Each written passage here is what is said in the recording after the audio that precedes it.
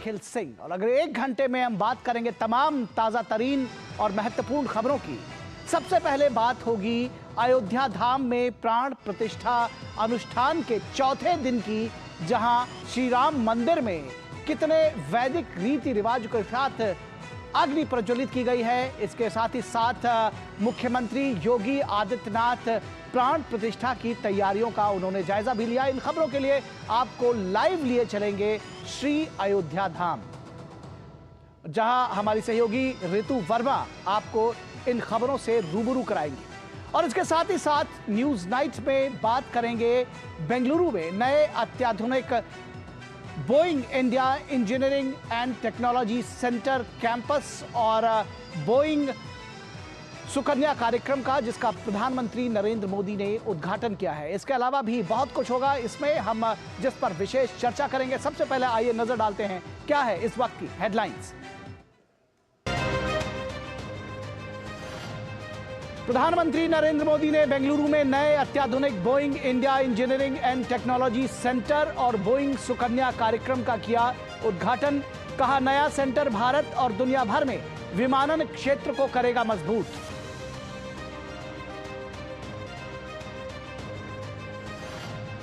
प्रधानमंत्री ने महाराष्ट्र के सोलापुर में 2000 करोड़ रुपए की लागत से 8 अमृत परियोजनाओं की रखी आधारशिला। प्रधानमंत्री आवास योजना शहरी के अंतर्गत निर्मित 90,000 से अधिक आवास राष्ट्र को किए समर्पित। कहा, सरकार का मार्ग है श्रम की गरिमा, आत्मनिर्भर श्रमिक और गरीबों का कल्याण।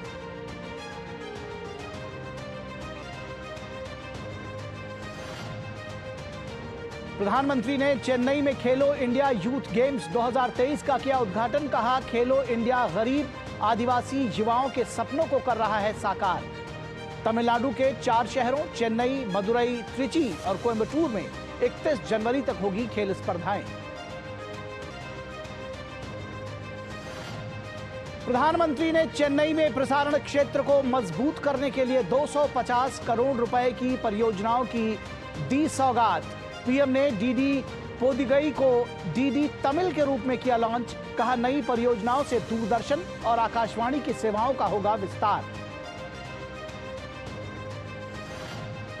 अयोध्या धाम में प्राण प्रतिष्ठा अनुष्ठान के चौथे दिन श्री राम मंदिर में विशेष वैदिक विधि से प्रज्वलित की गई अग्नि। मुख्यमंत्री योगी आदित्यनाथ ने प्राण प्रतिष्ठा समारोह की तैयारियों का लिया जायजा। कहा, सुरक्षित और सुव्यवस्थित तरीके से संपन्न होगा प्राण प्रतिष्ठा का समारोह। केंद्रीय गृह एवं सहकारिता मंत्री अमित शाह ने शिलांग में उत्तर पूर्वी परिषद के 71वें प्लेनरी सत्र को किया संबोधित। कहा, पिछले 10 वर्षों में नॉर्थ ईस्ट के लिए बने हैं स्वर्णिम। एक्ट ईस्ट, एक्ट फास्ट और एक्ट फर्स्ट की नीति पर चल रही है मोदी सरकार। रक्षा मंत्री राजनाथ सिंह ने सीमा सड़क संगठन द्वारा 7 राज्यों और केंद्र शासित प्रदेशों में 670 करोड़ रुपए की लागत से तैयार किए गए 29 पुलों और 6 सड़कों का किया उद्घाटन। कहा, सरकार सीमावर्ती इलाकों को मानती है भारत का चेहरा और पहचान। और समूचे उत्तर भारत में शीतलहर और ठंड का प्रकोप जारी। घने कोहरे के चलते सड़क, रेल और हवाई यातायात प्रभावित। मौसम विभाग ने कहा, अभी ठंड से राहत के आसार नहीं।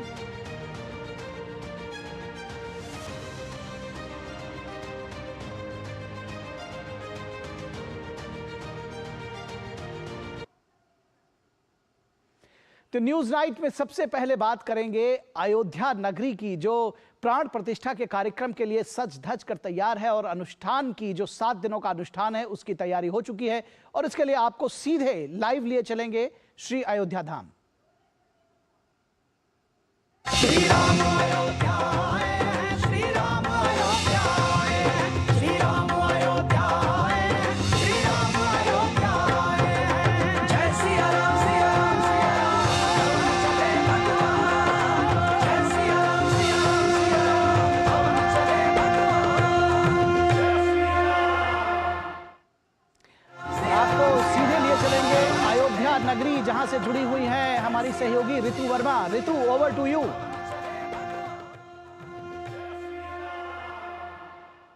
श्री राम के सरयू घाट से, राम की पैड़ी से निखिल आपको भी जय सिया राम और हमारे सभी डीडी के दर्शकों का बेहद हार्दिक अभिनंदन और स्वागत है। अयोध्या में राम मंदिर के गर्भगृह में रामलला का विग्रह प्रवेश कर चुका है। रामलला की पहली झलक सामने आई और मोहित कर देने वाली रामलला का विग्रह ने लोगों का उत्साह और बढ़ा दिया है। 22 तारीख को प्राण प्रतिष्ठा से पहले लगातार लोगों में उत्साह बढ़ रहा है, लोगों की आवाजाही भी बढ़ रही है अयोध्या में। लेकिन हम अपने दर्शकों को ये भी बता दें कि आज से राम जन्मभूमि के दर्शन को थामा गया है और 22 तारीख की प्राण प्रतिष्ठा के बाद एक बार फिर 23 तारीख से आम जन के लिए इन दर्शनों को उपलब्ध कराया जाएगा।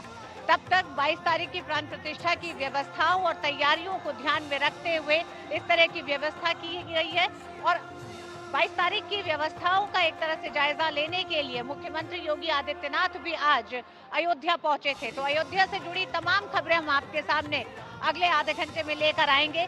शुरुआत करेंगे आज का दिन बेहद अहम है। 22 तारीख की प्राण प्रतिष्ठा से पहले हम जानते हैं कि लगातार अनुष्ठान जारी हैं और इन अनुष्ठानों का आज चौथा दिन था। बेहद अहम दिन है आज ये, क्योंकि आज रामलला की विग्रह के गर्भगृह में प्रवेश के बाद अग्नि मंथन के साथ आज अग्नि प्रकट की गई है। बेहद खास है। आइए जानते हैं किस तरह से चौथे दिन तमाम वैदिक रीति रिवाजों के तहत आज के दिन की पूरी एक तरह से वैदिक और शास्त्रीय पद्धति को संपन्न किया गया।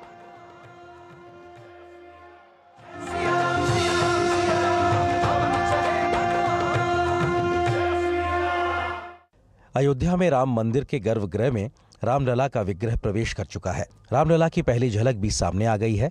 मोहित कर देने वाले रामलला के विग्रह अपने स्थान पर विराजमान हो चुके हैं। अयोध्या में 22 तारीख को होने वाली रामलला की प्राण प्रतिष्ठा से पहले की तैयारियां जोरों पर हैं। मंदिर परिसर में अनुष्ठानों का दौर जारी है। 16 जनवरी से शुरू हुआ प्राण प्रतिष्ठा के विशेष अनुष्ठान का आज चौथा दिन था। अनुष्ठान के चौथे दिन वैदिक रीति रिवाज से अरणि मंथन से अग्नि प्रकट की गई। वे द्वारपाल सूक्त का पाठ भी करेंगे। इसके बाद वो वेद पारायण करेंगे और देव प्रबोधन होगा। भगवान को जगाया जाएगा स्तुति मंत्रों के द्वारा। फिर उनका औषधि में निवास, कुंडों की पूजा होगी, भूमि के संस्कार होते हैं। इस प्रकार से कुंडों की और मंडप की शुद्धि करके फिर अरणि मंथन के द्वारा जो अग्नि प्रकट हुई होगी, उस अग्नि का मंत्र के साथ इन कुंडों में स्थापना होगी। चौथे दिन विशेष अग्नि यज्ञ की स्थापना हुई। आज पूरे दिन पूजा चली। पूजा के लिए देश भर से विशेष सामान अयोध्या पहुंचा, जिसका इस्तेमाल पूजा की विधि में किया गया। साथ ही वास्तु शांति के लिए भी खास पूजन आज किया गया। 20 प्रकार के संस्कारों को आज एक तरीके से पूरा करने की प्रक्रिया चलेगी आज चौथे दिन विशेष अनुष्ठान के तहत। हम जानते हैं भगवान श्री राम की प्रतिमा उस मंडप तक, मंच तक पहुंच चुकी है कल ही, जहां पर उसको स्थापित होकर प्राण प्रतिष्ठा होना है। अब सबको इंतजार 22 जनवरी का है, जिसके बाद सबको रामलला के दर्शन हो पाएंगे। प्राण प्रतिष्ठा से पहले के अनुष्ठानों की प्रक्रिया जारी है। गर्भगृह में रामलला के विराजमान होने के साथ ही अयोध्या में राम मंदिर का भव्य स्वरूप दिखने लगा है। अयोध्या से आर्यन प्रताप सिंह के साथ ऋतु वर्मा की रिपोर्ट, डीडी न्यूज।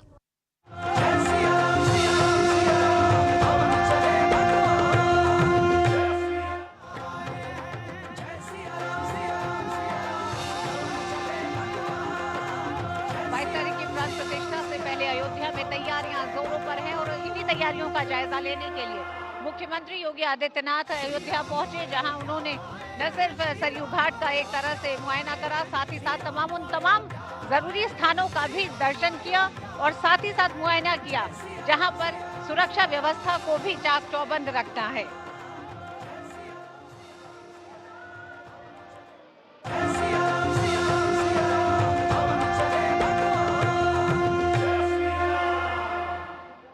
अयोध्या में भगवान श्री राम के मंदिर की प्राण प्रतिष्ठा की तारीख करीब आ रही है और इस भव्य आयोजन को लेकर पूरा देश रामलला की भक्ति के रंग में सराबोर है। 22 जनवरी को होने वाले ऐतिहासिक और भव्य प्राण प्रतिष्ठा समारोह को लेकर तैयारियां अब अंतिम चरण में हैं। इसी क्रम में उत्तर प्रदेश के मुख्यमंत्री योगी आदित्यनाथ तैयारियों का जायजा लेने के लिए अयोध्या पहुंचे। अपने इस व्यस्त दौरे में उन्होंने सबसे पहले हनुमानगढ़ी जाकर बजरंगबली के सामने हाजिरी लगाई। इसके बाद योगी आदित्यनाथ ने रामलला के दरबार में जाकर माथा टेका और पूजा अर्चना की। इस दौरान सीएम योगी ने राम मंदिर परिसर का भी भ्रमण किया। इसके अलावा मुख्यमंत्री ने तुलसी पीठाधीश्वर जगतगुरु श्री राम भद्राचार्य से भी मुलाकात की। मुख्यमंत्री ने इस मौके पर कहा कि 22 जनवरी के ऐतिहासिक कार्यक्रम को भव्यता, दिव्यता, सुरक्षित व सुव्यवस्थित तरीके से कराने की तैयारी पूरी कर ली गई है। 22 जनवरी के इस ऐतिहासिक पल के कार्यक्रम को पूरी भव्यता के साथ, पूरी दिव्यता के साथ, सुरक्षित और सुव्यवस्थित तरीके से संपन्न करने के लिए अपनी तैयारियां लगभग पूरी कर ली हैं। मेरी अपील होगी सभी जनता जनार्दन से कि हम लोग बेहतर तालमेल और समन्वय से अगर दर्शन करने के लिए आएंगे तो दर्शन भी हो पाएगा और किसी प्रकार का कोई कष्ट किसी भी श्रद्धालु को और किसी भी आने वाले यात्री को अयोध्या धाम में नहीं होगी। प्राण प्रतिष्ठा समारोह की तैयारियों का जायजा लेने के लिए अयोध्या पहुंचे योगी आदित्यनाथ ने नवनिर्मित राम मंदिर के सामने फोटो खिंचवाई और उसके बाद वे विंटेज कार से सरयू के तट पर पहुंचे। इसके बाद उन्होंने सरयू नदी पर चलने वाली विशेष सोलर नाव का उद्घाटन किया और उसमें यात्रा भी की। इस मौके पर उन्होंने नाविकों को फ्री में लाइफ जैकेट का वितरण भी किया। हमको बहुत खुशी हुई है। माननीय श्री योगी आदित्यनाथ जी हम लोगों को दिए हैं और ये हम जो सवारियां बैठाएंगे उनको पहनाकर तभी बोटिंग कराएंगे। उनको इसको पहना के कस्टमर को घुमाएंगे, कस्टमर भी खुश होगा और देखने वाले भी खुश होंगे और फिर इसे डूबने का चांस भी कोई नहीं रहेगा। राम मंदिर के प्राण प्रतिष्ठा समारोह से पहले मुख्यमंत्री ने अपने इस अहम दौरे में अतिथि भवन में संतों से मुलाकात की। संतों ने कार्यक्रम को लेकर सरकार की व्यवस्था पर खुशी जताई। दूसरी तरफ इस कार्यक्रम पर भारत समेत पूरी दुनिया की नजरें टिकी हुई हैं। ऐसे में सूचना एवं प्रसारण मंत्रालय के सचिव अपूर्व चंद्रा ने 22 जनवरी को रामलला के प्राण प्रतिष्ठा समारोह के प्रसारण की व्यवस्था का जायजा लिया। उन्होंने इस दौरान बताया कि प्राण प्रतिष्ठा कार्यक्रम के सजीव प्रसारण की व्यवस्था की गई है, जिसमें भारत समेत विदेशी मीडिया भी प्रसारण का आनंद ले पाएंगे। ये मीडिया सेंटर जो केंद्र सरकार की तरफ से बनाया जा रहा है, यहाँ पर हम जो है लगभग 350 मीडिया की व्यवस्था कर रहे हैं। आप देख रहे हैं कि कितनी बड़ी व्यवस्था यहाँ करी जा रही है। सारे डेस्कटॉप और पूरा इसकी यहाँ व्यवस्था करी जा रही है। लीज लाइन हमने यहाँ लगवा दी है BSNL से। ये बड़ी स्क्रीन है जिसके ऊपर मीडिया देख पाएगा कि जो है जब इवेंट होगा। हमारे पास जो अभी 27 फॉरेन मीडिया ने भी की ऑर्गेनाइजेशंस ने भी यहाँ पर रजिस्टर किया है। प्रादेशिक मीडिया है, रीजनल मीडिया, नेशनल मीडिया, सब तरह के लोग यहाँ पर उनका, क्योंकि ये इवेंट ही ऐसा है जिसमें पूरे देश को दिलचस्पी है और बहुत बड़ी संख्या में मीडिया की हम अपेक्षा रखते हैं। तो लगभग 350 मीडिया पर्सन्स ने हमारे पोर्टल पे, ये PIB के पोर्टल पे रजिस्टर कर दिया है, जो हमने पोर्टल खोला था, और उनकी पूरी व्यवस्था हम यहाँ करेंगे। रामलला के आगमन को लेकर लोगों में उत्साह का माहौल है। ढोल नगाड़ों की थाप पर प्रभु श्री राम के जयकारों से आसमान गूंज उठा है। ऐसा प्रतीत होता दिख रहा है कि दिलों में बसने वाले भगवान श्री राम आज धरती पर प्रकट हो गए हैं। अयोध्या से ऋतु वर्मा के साथ आशुतोष शुक्ला की रिपोर्ट, DD न्यूज।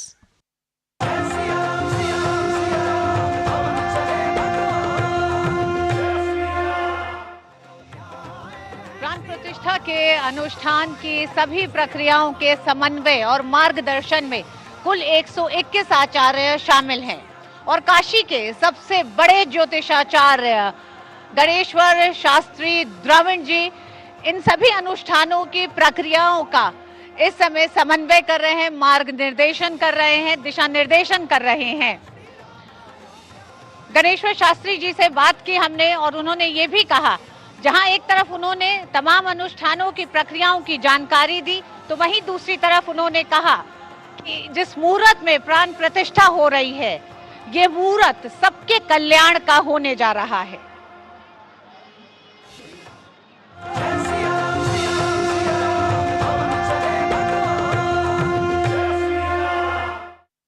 22 तारीख की रामलला की प्राण प्रतिष्ठा से पहले और प्राण प्रतिष्ठा के तमाम अनुष्ठानों की प्रक्रियाओं को शास्त्रीय विधियों के साथ पूरा किया जा रहा है। आचार्य गणेश्वर शास्त्री द्रविड़ जी हमारे साथ हैं। प्राण प्रतिष्ठा जैसे जैसे नज़दीक आ रही है, लोगों की उत्सुकता बढ़ रही है, जानना चाहते हैं कि किस तरह से इन प्रक्रियाओं में आगे बढ़ा जा रहा है। आचार्य प्रणाम आपको। अभी तक प्राण प्रतिष्ठा से पहले कितनी प्रक्रियाएं पूरी हो चुकी हैं? बटुकों की पूजा, कुमारियों की पूजा, सुवासिनी स्त्रियों की पूजा हुई, वर्धिनी एक कलश होता है उसकी भी पूजा हुई, और कलश की यात्रा, इसको जल यात्रा कहते हैं, वो भव्य रूप से हुआ। और रामलला की जो मूर्ति है उसका प्रासाद के परिसर में कल भ्रमण कराया गया। बाद में वो मंडप में आई जो छोटी मूर्ति है, उसका पूजा वगैरह हुई। गर्भगृह में उस बड़ी मूर्ति का 12:45 में प्रवेश हुआ।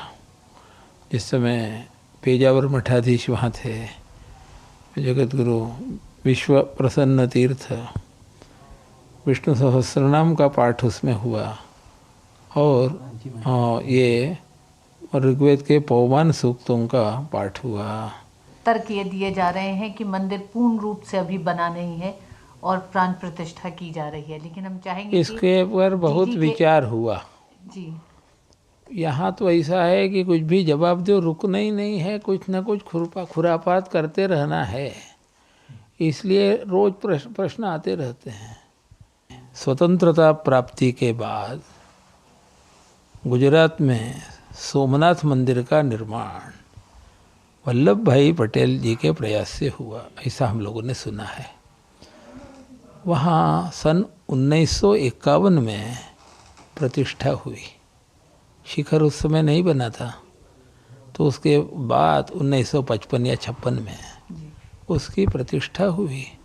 तो उस समय तो आज से कितने अच्छे अच्छे विद्वान थे, जानकार, सभी लोगों ने उसे स्वीकारा। अर्थात दो तरह से प्रतिष्ठा होती है, कहीं कलश यानी शिखर तक सब मंदिर बन चुका है, तो उस समय पूरी प्रतिष्ठा हो करके नीचे प्रतिष्ठा मूर्ति की होती है, तो उसी समय ऊपर सन्यासी महात्मा को भेज करके ऊपर का भी कलश स्थापन हो जाता है।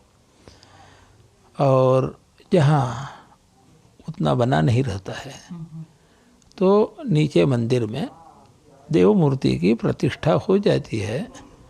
बाद में लग करके वो भी जब शिखर तैयार हो जाता है उससे होती है। क्योंकि ऐसा क्यों है, तो देव मंदिर बनाने के लिए धन की आवश्यकता होती है, और वह धन न्यायार्जित चलता है। यूँ ही कहीं से कुछ पैसा ला लिया, उससे देव मंदिर नहीं बनता।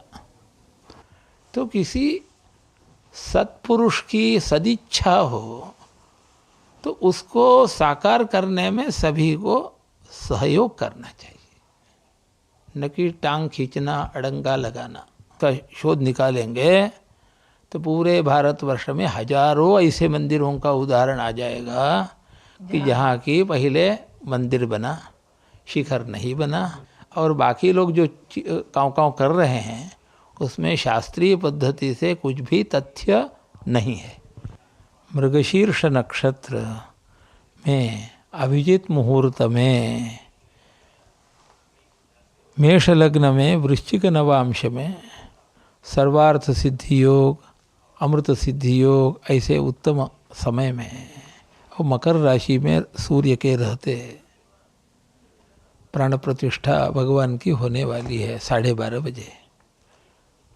इसके मुहूर्त के विषय में भी पिछले मास 1.5 मास से कसरत लोगों ने की, परंतु भगवान की इच्छा थी, तो इसलिए पंचांगों में उन मुहूर्त का उल्लेख न होते हुए हमारे यहाँ जो ज्योतिष शास्त्र की गुरु शिष्य परंपरा है उसके अनुसार ज्योतिर्निबंध, विद्या माधवीय और मुहूर्त चिंतामणि, मुहूर्त पारिजात आदि अनेक ग्रंथों को देख करके और धर्मशास्त्र को भी देख करके वो मुहूर्त दिया गया। तो आपको ये बताए थे जो हमारे शिलान्यास का मुहूर्त है उससे लाख गुना का मुहूर्त ये प्रतिष्ठा का है।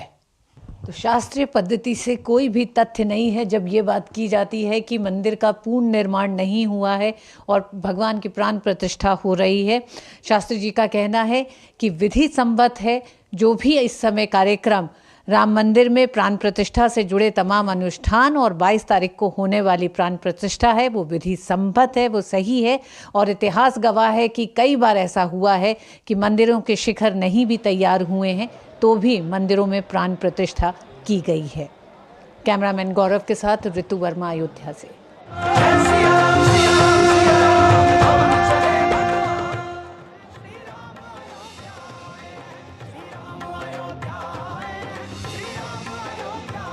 और अयोध्या में जिस जगह इस समय हम हैं, ये राम की पैड़ी है और मेरे पीछे आप देख रहे हैं मंदिरों की श्रृंखला।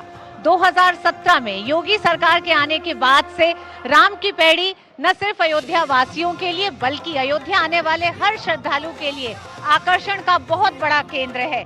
मेरे पीछे जो मंदिरों की श्रृंखला है ये जगमगाती है, हर शाम रोशनी में नहाई हुई दिखती है, लेजर और साउंड शो के साथ ही। और हम जानते हैं कि जिस तरह से 2017 के बाद से दीपोत्सव ने इस पूरे तट को एक नया रंग, एक नया रूप दिया है। तो आइए छोड़े जाते हैं, आपको भी दिखाते हैं कि किस तरह से ये पूरा लेजर शो इस पूरी राम की पैड़ी की रौनक को 4 गुना कर देता है।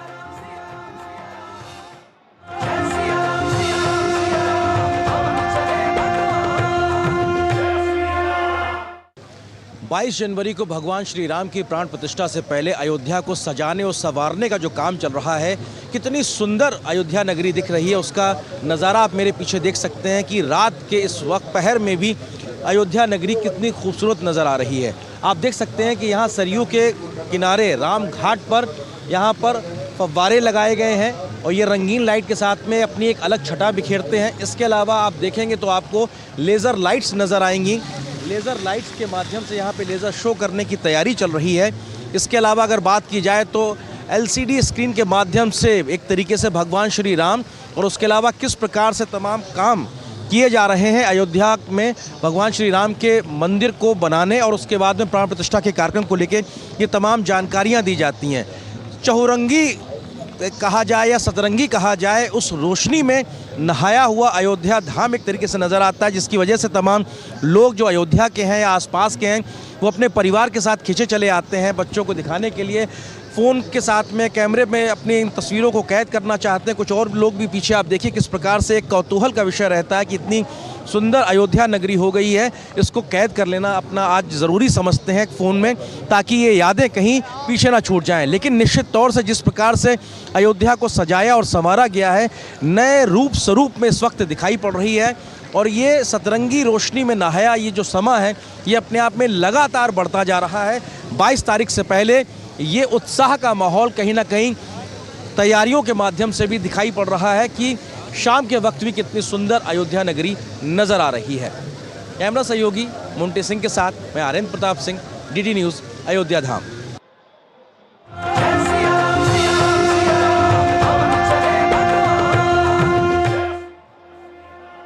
तो इस तरह हम हर दिन आप तक लेके आएंगे अयोध्या में चल रही उन तमाम गतिविधियों को जिन्हें जो लोग अयोध्या से बाहर रह रहे हैं।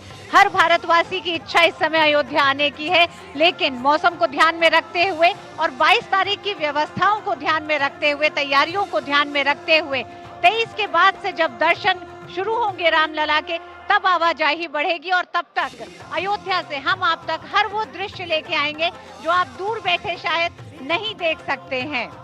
Over to Nikhil. निखिल, आपको स्टूडियो में। धन्यवाद ऋतु, इस भव्य, दिव्य और नव्य अयोध्या के दर्शन हम सबको कराने के लिए। और एक भाव वहाँ श्री राम का है जो वहाँ के वातावरण में घुल मिल गया है। सिए राममय सब जग जानी, करहूं प्रणाम जोर जुग पानी। तो सिए राममय हो चुकी है अयोध्या। बहुत धन्यवाद हमारे साथ जुड़ने के लिए और इन दृश्यों को हम तक पहुँचाने के लिए, इन अपडेट्स को हम तक पहुँचाने के लिए। और यहाँ रुकेंगे एक छोटे से ब्रेक के लिए, कहीं मत जाइएगा, जल्द हाजिर होंगे। पिताजी, हम कभी जे घर में पाइप क्यों नहीं लगाए? पिताजी। जेक है जी, मैंने लगाया था।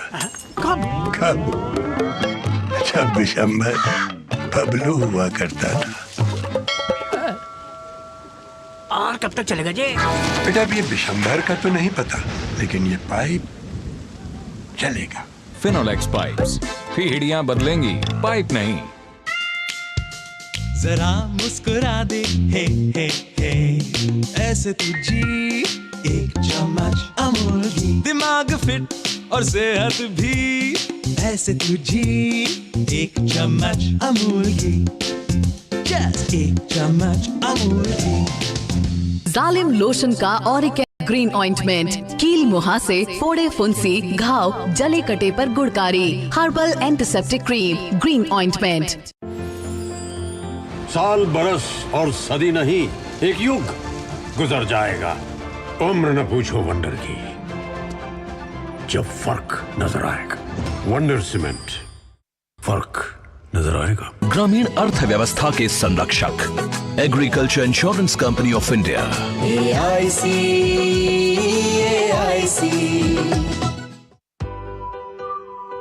भारत में फूड वेस्टेज एक बहुत बड़ी समस्या है। हर रात कई लोग भूखे सोते हैं। हम कुछ छोटी छोटी बातों का ख्याल रखकर दूसरों को और पर्यावरण को सुरक्षित रख सकते हैं। ये 6 सरल बातों को याद रखिए और एक जिम्मेदार ईट राइट नागरिक बनिए। पहला, जितनी जरूरत हो उतना ही खरीदें।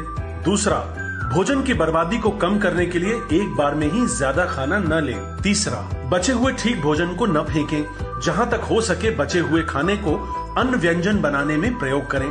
चौथा, अनाज, दालों तथा अन्य सूखे खाद्य सामग्री को एयर टाइट डब्बों में रखें। फल, सब्जियों और अन्य खराब होने वाले खाद्य पदार्थ जैसे दूध, दही आदि को फ्रिज में रखें। पांचवा, बची हुई खाद्य सामग्री एकत्रित करें और जरूरतमंदों में वितरित करें। और आखिर में कंपोस्ट बनाने के लिए जैविक कचरा जैसे सब्जी और फलों के छिलके व पत्ते आदि को रिसाइकिल करें। Food safety and standards authority of India द्वारा जनहित में जारी। रुड़की उत्तराखंड निवासी राजीव जैन पहुंचाएंगे हर राम भक्त के घर बिल्कुल निःशुल्क हर किवारी गंगाजल। दुकानदार भाई संपर्क करने के लिए हरिद्वारगंगाजल.com पर जाएं। स्मार्ट ड्राइव करें और स्मार्ट बचत करें। अपनाइए न्यू इंडिया की pay as you drive policy. New India Assurance Bharat की प्रमुख मल्टीनेशनल जनरल इंश्योरेंस कंपनी, अब व्हाट्सएप पर भी उपलब्ध। बोला आप कौन? अरे वो सब छोड़ो, बहुत बढ़िया इन्वेस्टमेंट स्कीम आई है। आज 2000 डालोगे, कल 4 मिलेगा, परसों 8, फिर 16, फिर 32, फिर 64। लिंक भेज दिया, जल्दी क्लिक करो। UPI कहता है इन फर्जी इन्वेस्टमेंट वाले स्कीमों में ना फंसो, अपने पैसे का ध्यान खुद रखो। क्या समझे? क्या समझेंगे, आप ही समझा लीजिए, हम क्या समझेंगे। आप भी ये जानकारी शेयर करें और अपने आसपास के भोले को बचाएं। टाइम पे खा लेना और प्लीज बाइक धीरे चलाना जी। और ये तुम्हारी सेफ्टी के लिए। अरे एक बात तो रह गई। LIC? ये हमारी सेफ्टी के लिए। दिल की सुनो, LIC चुनो। LIC हर पल आपके साथ। आपका विश्वास हमारी शक्ति, आपके सुनहरे सपनों के लिए समर्पित। कैनरा बैंक उत्पादों की शानदार कड़ी, आपके लिए, आपके साथ। Canara Bank, together we can. Break के बाद एक बार फिर आप सभी का स्वागत है। और प्रधानमंत्री नरेंद्र मोदी ने महाराष्ट्र के सोलापुर में एक सार्वजनिक सभा को संबोधित करते हुए जनता से 22 जनवरी को अपने अपने घरों को राम ज्योति से रोशन करने का एक बार फिर से आह्वान किया। उन्होंने कहा कि 22 जनवरी को जलाई जाने वाली राम ज्योति लोगों के जीवन से गरीबी दूर करने के लिए प्रेरणा बनेगी। पीएम मोदी ने महाराष्ट्र दौरे के दौरान PMAY शहरी के तहत यानी प्रधानमंत्री आवास योजना शहरी के तहत पूर्ण किए गए 90,000 से अधिक घर सौंपे। इसके अलावा वो सोलापुर में रायनगर हाउसिंग सोसाइटी के 15,000 घर भी उन्होंने सौंपे, जिनके लाभार्थियों में हजारों हथकरघा श्रमिक, विक्रेता, पावरलूम श्रमिक, कचरा बीनने वाले, बीड़ी श्रमिक, ड्राइवर और अन्य लोग शामिल हैं।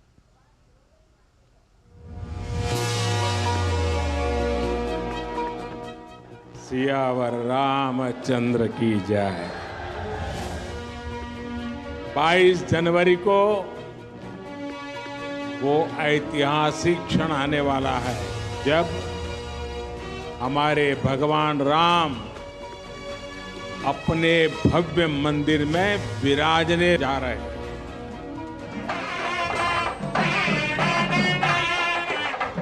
मैं अपने यम नियमों में व्यस्त हूं और उसका मैं बड़ी कठोरता से पालन भी करता हूं और आप सबके आशीर्वाद से इन 11 दिनों में मैं वो साधना कर पाऊं ताकि मेरी कोई कमी न रह जाए और इस पवित्र कार्य को करने का मुझे जो अवसर मिला है, साक्षी भाव से आपके आशीर्वाद से वहां जाऊंगा।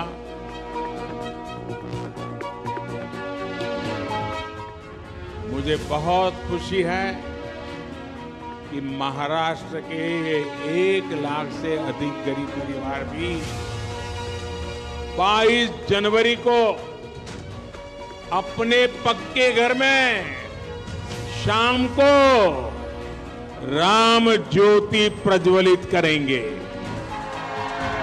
राम के नाम पर अपने मोबाइल का फ्लैश चालू कीजिए और राम ज्योति का संकल्प लीजिए।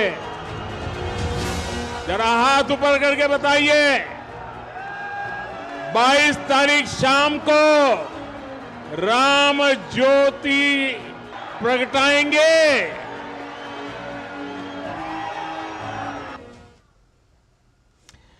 और देश में विमानन क्षेत्र को नई उड़ान मिली है। पीएम ने बेंगलुरु में नए अत्याधुनिक Boeing India engineering and technology centre परिसर का शुभारंभ किया। प्रधानमंत्री ने बोइंग सुकन्या कार्यक्रम की भी शुरुआत की। इस पहल का मकसद देश भर से लड़कियों को विमानन क्षेत्र में प्रवेश के लिए प्रेरित करना है। प्रधानमंत्री नरेंद्र मोदी के हाथों हो रहा ये शुभारंभ देश को एरोस्पेस और विमानन क्षेत्र में नई ऊंचाइयों तक ले जाने वाला है। पीएम ने बेंगलुरु में नए अत्याधुनिक Boeing India engineering and technology centre परिसर का शुभारंभ किया। ये कदम इस क्षेत्र में मेक इन इंडिया को नई रफ्तार देगा। 1600 करोड़ रुपए के निवेश से निर्मित 43 एकड़ का ये परिसर अमेरिका के बाहर बोइंग का सबसे बड़ा निवेश है। पीएम ने कहा कि इस परिसर से भारतीय ही नहीं, वैश्विक विमानन बाजार को भी नई ताकत मिलेगी। ये make in India, make for the world इस संकल्प को सशक्त करता है। ये कैंपस भारत के टैलेंट पर दुनिया के भरोसे को और अधिक मजबूत करता है। आज का ये दिन इस बात को भी सेलिब्रेट करता है कि एक दिन भारत इस फैसिलिटी में एयरक्राफ्ट ऑफ द फ्यूचर को भी डिजाइन करेगा। प्रधानमंत्री ने बोइंग सुकन्या कार्यक्रम की भी शुरुआत की। पीएम इसकी लाभार्थियों से भी मिले। इस पहल का उद्देश्य देश भर से लड़कियों को विमानन क्षेत्र में प्रवेश हेतु प्रेरित करना है। ये पहल विज्ञान, प्रौद्योगिकी, इंजीनियरिंग और गणित जैसे क्षेत्रों में महत्वपूर्ण कौशल सीखने और विमानन क्षेत्र में नौकरियों के प्रशिक्षण के अवसर भी प्रदान करेगी। पीएम ने कहा कि सरकार इस क्षेत्र में महिला प्रतिनिधित्व को बढ़ाने के लिए लगातार कदम उठा रही है। उन्होंने बोइंग की पहल की तारीफ की। मैं गर्व के साथ कह सकता हूं कि आज भारत के पायलट्स में से 15% विमेन पायलट्स हैं।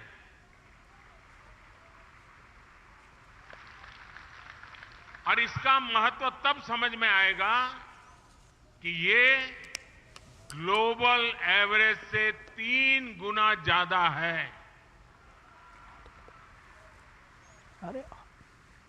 आज जिस बोइंग सुकन्या प्रोग्राम की शुरुआत हुई, एक बात उससे भारत के एविएशन सेक्टर में हमारी बेटियों की भागीदारी और बढ़ेगी। प्रधानमंत्री ने कहा कि पिछले 1 दशक में भारत का विमानन बाजार पूरी तरह से बदल गया है। पीएम ने कहा कि इस क्षेत्र के सभी हितधारकों के लिए आज नए अवसर पैदा हुए हैं। पीएम ने इसके पीछे नए नजरिए को वजह बताया। आज हम सभी भारत के एविएशन सेक्टर को लेकर इतने उत्साह से भरे हैं, लेकिन 10 साल में ऐसा क्या हुआ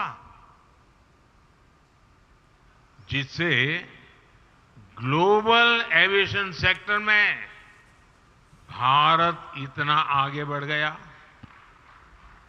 ये इसलिए हुआ क्योंकि आज भारत अपने नागरिकों की एस्पिरेशंस और ईज ऑफ लिविंग को सर्वोपरि रखते हुए काम करता है। Boeing India engineering and technology centre के निरीक्षण के दौरान प्रधानमंत्री एरोस्पेस क्षेत्र में काम कर रहे दिव्यांगों से विशेष रूप से मिले। पीएम ने उन सभी की सराहना की और उनका उत्साहवर्धन किया। Boeing India engineering and technology centre को वैश्विक एरोस्पेस और रक्षा उद्योग के लिए अगली पीढ़ी के उत्पादों और सेवाओं को विकसित करने की दिशा में बड़ी पहल माना जा रहा है। धीरज कुमार और आयशा खानम के साथ ब्यूरो रिपोर्ट, डीडी न्यूज।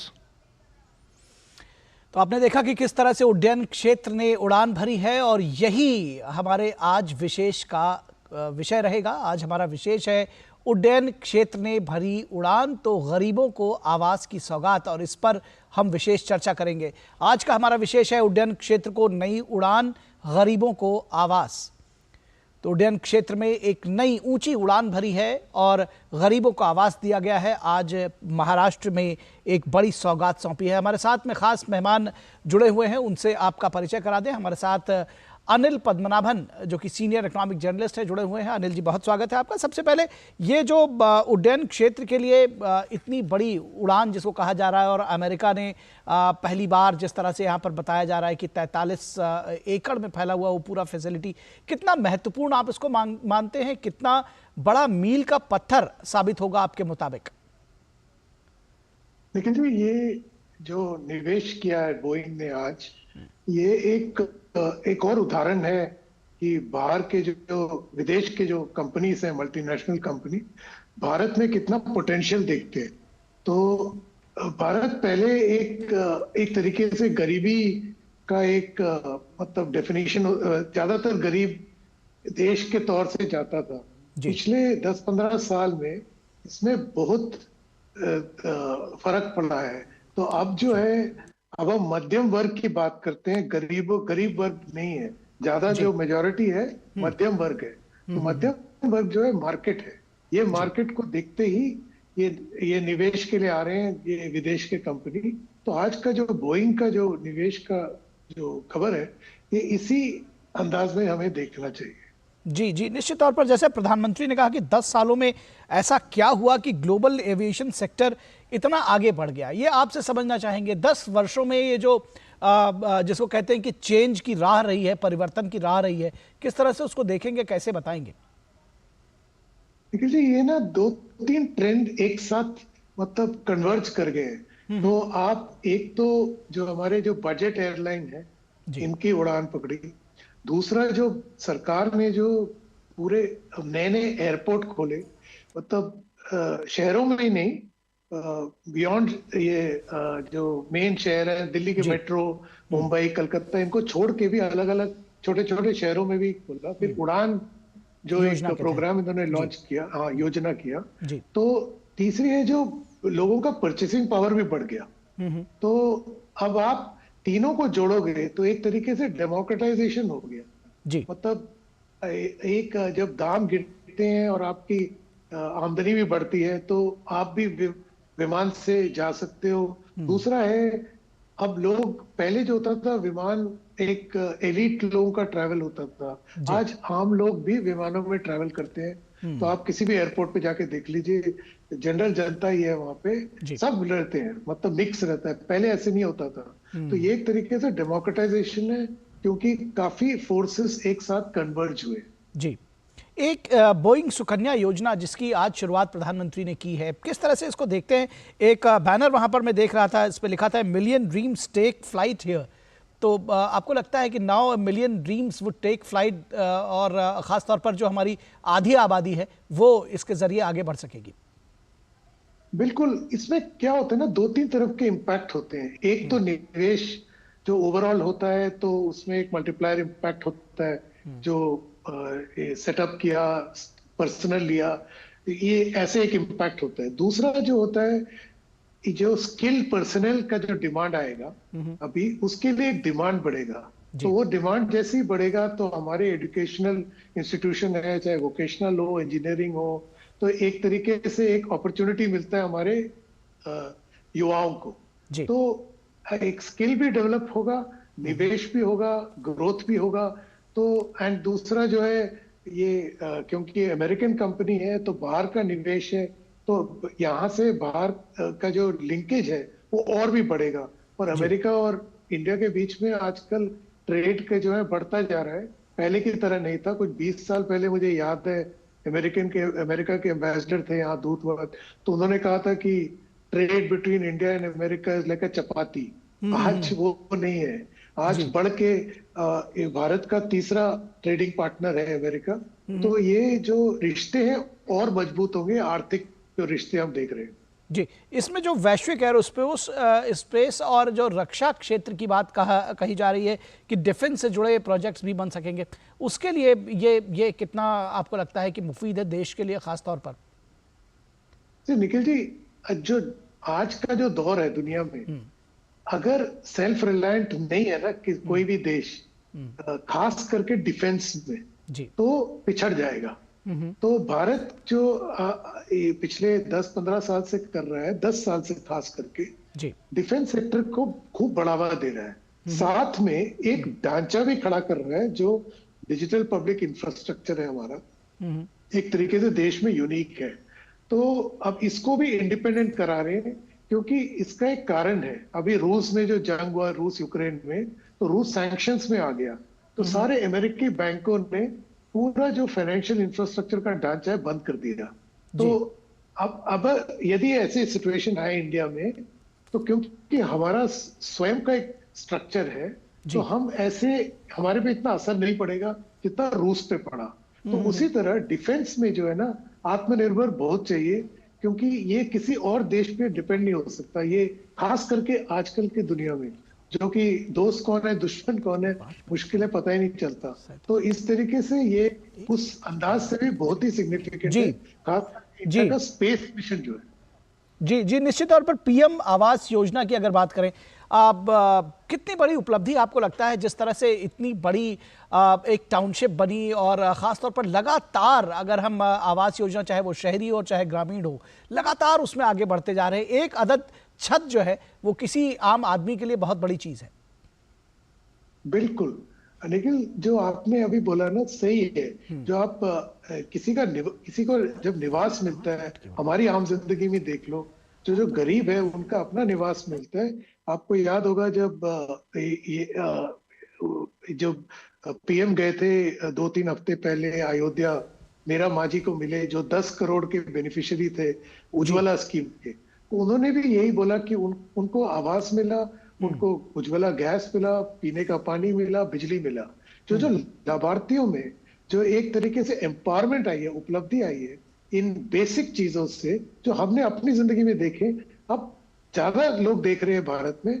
तो जो इम्पैक्ट है, अब 1 करोड़ नहीं, 2 करोड़ नहीं, 10 नहीं, 15 करोड़ तक इम्पैक्ट जा रहा है। तो आप सोचिए कितना इसका असर होगा। और आखिरी में जो मैं एक आंकड़ा रखना चाहता हूँ आपके पास, जो निवास जो हमारे निवास बने हैं रूरल एरिया में, 44 लाख बने हैं पिछले 10 साल में। और पिछले आप पहले 10 साल या 20 साल देखिए तो 10 लाख होते थे, और आज उससे 4 गुना ज्यादा निवास बने। तो आप समझिए इसका इम्पैक्ट क्या होगा। जी, निश्चित तौर पर इसका इम्पैक्ट काफ़ी बड़ा होगा। और जिस तरह से आपने कहा कि चाहे वो विमानन क्षेत्र की बात हो, चाहे वो आवास सभी को छत मुहैया कराने की बात हो, निश्चित तौर पर लगातार जो सरकार है वो आम लोगों को ध्यान में रखकर ये कार्य कर रही है, और इसीलिए सफलता के नए सीढ़ियों पर लगातार चढ़ रही। बहुत शुक्रिया पद्मनाभन जी इस तमाम बातचीत और जानकारी के लिए।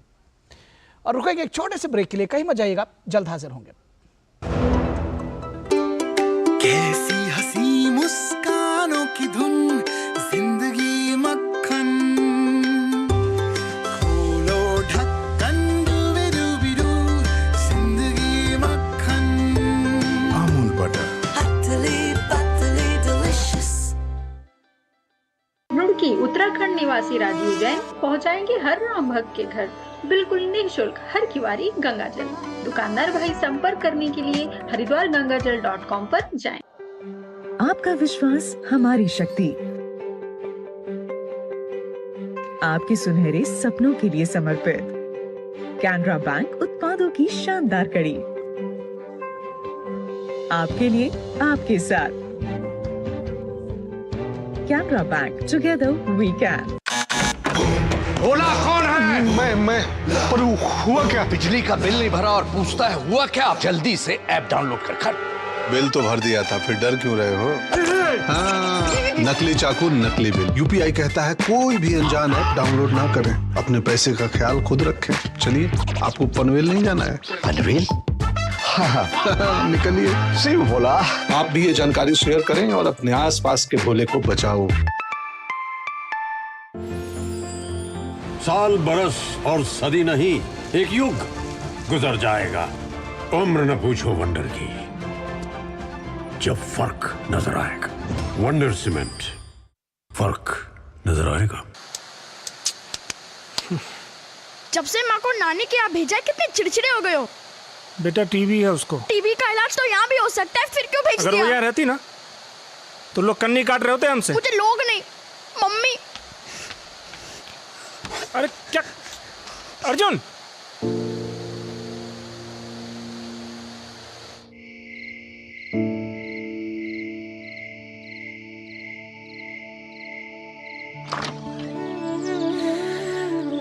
उठेगा तो सरप्राइज देंगे। हाँ?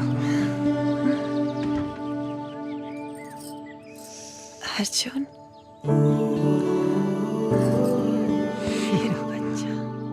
बहुत मिस कर रहा था तुमको, और मैं भी टीवी रिमोट का सर पर समझ नहीं पा रहा था।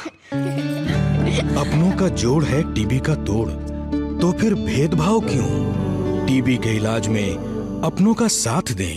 रुड़की उत्तराखंड निवासी राजीव जैन पहुंचाएंगे हर राम भक्त के घर बिल्कुल निःशुल्क हर किवारी गंगाजल।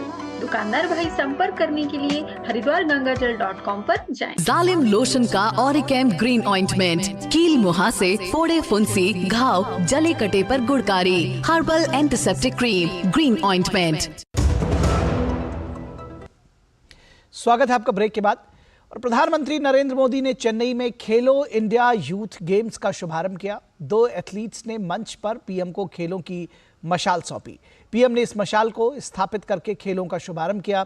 ऐसा पहली बार है कि इन खेलों को दक्षिण भारत में आयोजित किया जा रहा है। खेल स्पर्धाएं 31 जनवरी तक तमिलनाडु के 4 शहरों चेन्नई, मदुरई, त्रिची और कोयम्बटूर में होंगी। जमीनी स्तर पर खेलों के विकास को बढ़ावा देने और उभरती खेल प्रतिभाओं को पोषित करने में खेलो इंडिया यूथ गेम्स को बेहद लाभदायक पहल माना जाता है। और प्रधानमंत्री ने अपने संबोधन में कहा कि खेलों को सरकार बढ़ावा देने की दिशा में लगातार प्रयास कर रही है।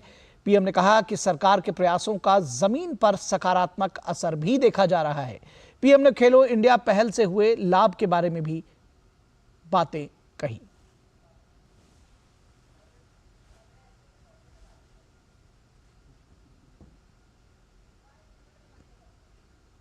खेलो इंडिया अभियान के माध्यम से देश के हजारों एथलीट्स को हर महीने 50,000 रुपए से ज्यादा की मदद दी जा रही है। 2014 में हमने टॉप्स यानी TOPS यानी टारगेट ओलंपिक पोडियम स्कीम को लॉन्च किया था। इसके जरिए हमने टॉप एथलीट्स की ट्रेनिंग, इंटरनेशनल एक्सपोजर और बड़े स्पोर्ट्स इवेंट्स में उनका पार्टिसिपेशन सुनिश्चित किया है। अब हमारी नजर इस साल पेरिस और 2028 के लॉस एंजलिस ओलंपिक गेम्स पर है। इसके लिए भी टॉप के तहत खिलाड़ियों को हर संभव मदद की जा रही है। और खेलो इंडिया यूथ गेम्स के शुभारंभ समारोह को युवा कार्यक्रम और खेल मंत्री अनुराग सिंह ठाकुर ने भी संबोधित किया। उन्होंने विश्वास व्यक्त किया कि इन खेलों के आयोजन से युवा प्रतिभाओं को नया अवसर मिलेगा। Now we are unveiling a magnificent stage for the 6th edition of Khelo India Youth Games. These games are about pushing boundaries and embracing the spirit of youthism. From today to 31st January 2024, 5,630 young athletes from across the country will compete in 26 competitive sports, will battle it out for the glory, fueled by the athletic zeal and the unwavering spirit of sportsmanship. The thrill of squash making its debut in the Khelo India Youth Games. And in this edition, the ancient glory of Silambam showcased as a demo sport. We are building a nation where every child has the chance to experience the joy of sports. खबरें अभी और भी हैं, लेकिन रुकेंगे एक छोटे से ब्रेक के लिए। आप कहीं मत जाइएगा, हम जल्द हाजिर होंगे। साल बरस और सदी नहीं, एक युग गुजर जाएगा। उम्र न पूछो वंडर की, जब फर्क नजर आएगा। वंडर सीमेंट, फर्क नजर आएगा। कैसी हंसी मुस्कानों की धुन, जिंदगी मक्खन, खोलो ढक्कन डूबी-डूबी-डू, जिंदगी मक्खन। अमूल बटर, पतली डिलीशियस। जब दांत खाज की खुजली पे ना हो काबू, तो उसे गमछे से नहीं छुपाते बाबू। तो फिर उसे भगाए कैसे? जालिम लोशन लगाकर दांत खाज की खुजली, एक्जिमा जड़ से निकाले। अभी खरीदे जालिम लोशन। जालिम लोशन का ऑरिकैम ग्रीन ऑइंटमेंट, कील मुहासे, फोड़े फुंसी, घाव, जले कटे पर गुड़कारी। Herbal antiseptic cream, green ointment. Roorkee Uttarakhand निवासी राजीव जैन पहुंचाएंगे हर राम भक्त के घर बिल्कुल निःशुल्क हर किवारी गंगा जल। दुकानदार भाई संपर्क करने के लिए हरिद्वारगंगाजल.com पर जाएं। बोला आप कौन? अरे वो सब छोड़ो, बहुत बढ़िया इन्वेस्टमेंट स्कीम आई है। आज 2000 डालोगे, कल 4 मिलेगा, परसों 8, फिर 16, 32 फिर 64। लिंक भेज दिया, जल्दी क्लिक करो। यूपीआई कहता है इन फर्जी इन्वेस्टमेंट वाले स्कीमों में ना फंसो, अपने पैसे का ध्यान खुद रखो। क्या समझे? क्या समझेंगे, आप ही समझा लीजिए, हम क्या समझेंगे। आप भी ये जानकारी शेयर करें और अपने आसपास के भोले को बचाएं।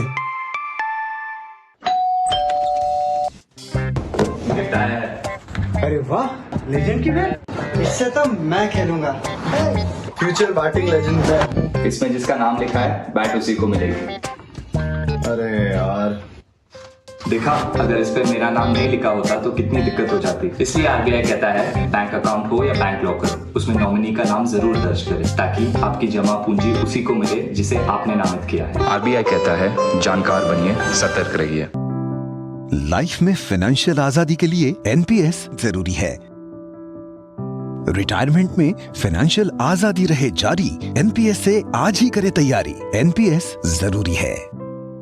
श्री अन्न को दी गई प्राथमिकता से देश के छोटे किसान, हमारे आदिवासी भाई बहन जो किसानी करते हैं, उनको आर्थिक संबल मिलेगा और देशवासियों को एक स्वस्थ जीवन मिलेगा। माननीय प्रधानमंत्री के आह्वान पर श्री अन्न यानी मिलेट्स को एक नई पहचान मिली है और जन जन इसे अपना रहा है और जन भागीदारी की मुहिम चल पड़ी है। इस पहल से वैश्विक मंच पर कम पानी की खपत वाली सघन एवं पोषक फसलों को बढ़ावा मिलेगा।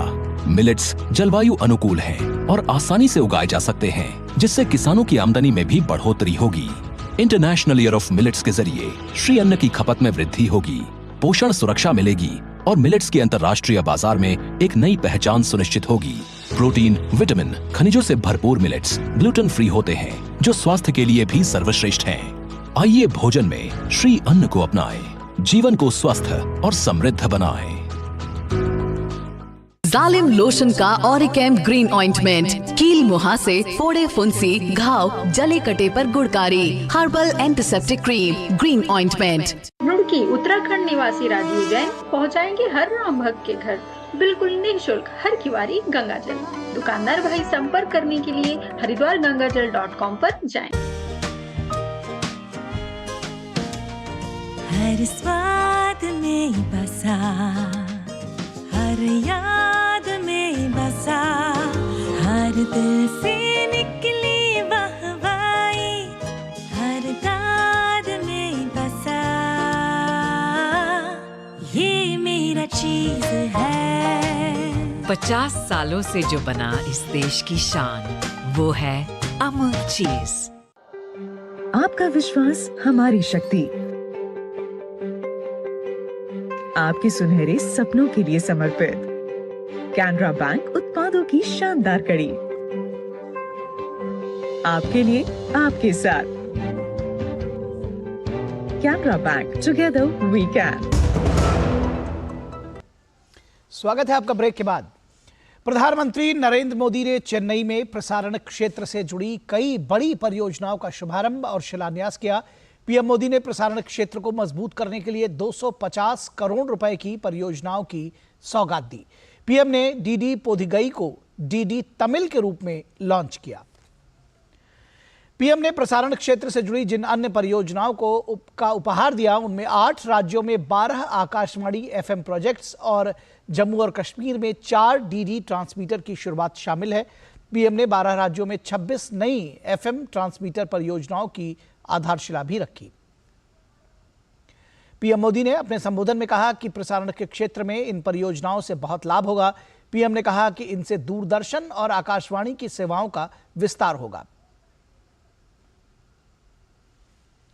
और यहां रुकेंगे एक छोटे से ब्रेक के लिए, कहीं मत जाइएगा, जल्द हाजिर होंगे। आपका विश्वास हमारी शक्ति, आपके सुनहरे सपनों के लिए समर्पित कैनरा बैंक उत्पादों की शानदार कड़ी, आपके लिए आपके साथ। Canara Bank, together we can. Life में फाइनेंशियल आजादी के लिए एनपीएस जरूरी है। रिटायरमेंट में फाइनेंशियल आजादी रहे जारी, एनपीएस से आज ही करे तैयारी। एनपीएस जरूरी है।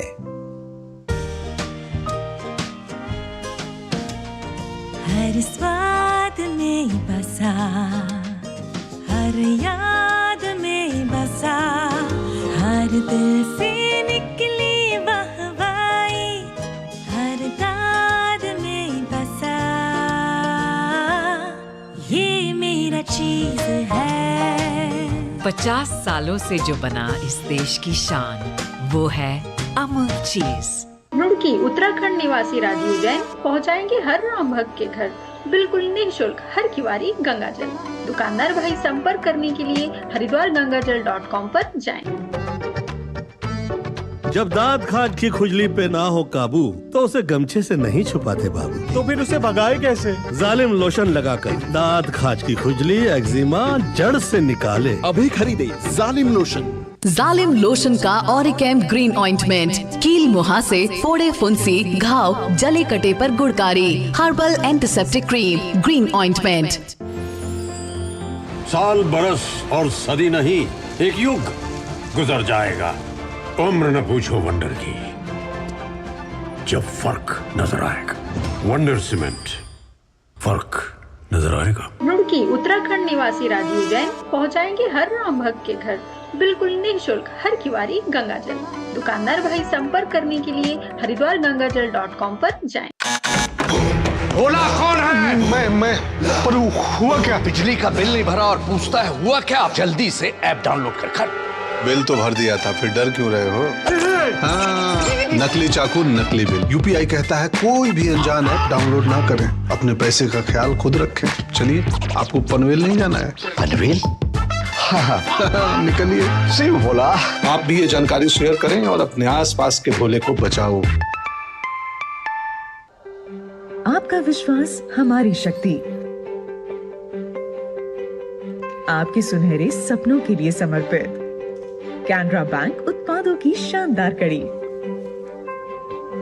आपके लिए आपके साथ। Canara Bank, together we can. Modi सरकार की गारंटी, हर घर पहुंचेगा नल से जल। अब तक 13.5 करोड़ से अधिक नल कनेक्शन। हमारा संकल्प विकसित भारत।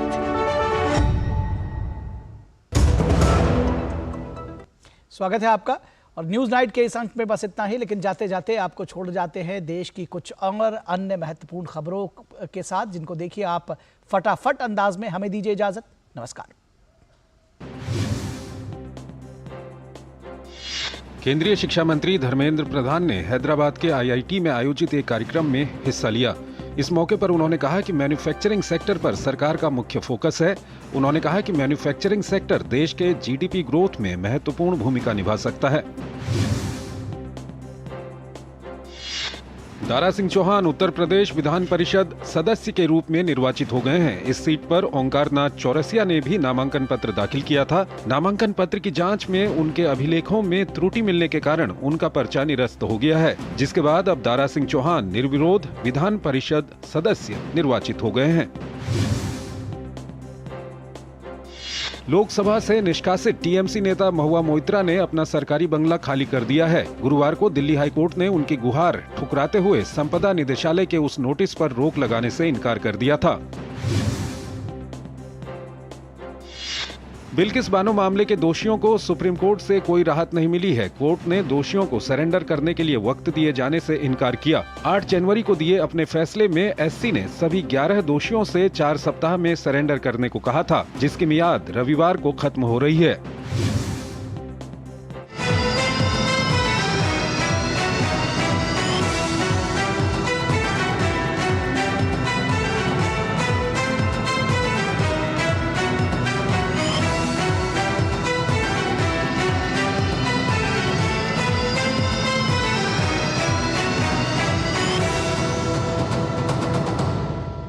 न्यूज नाइट के प्रायोजक थे वंडर सीमेंट इस्तेमाल कीजिए।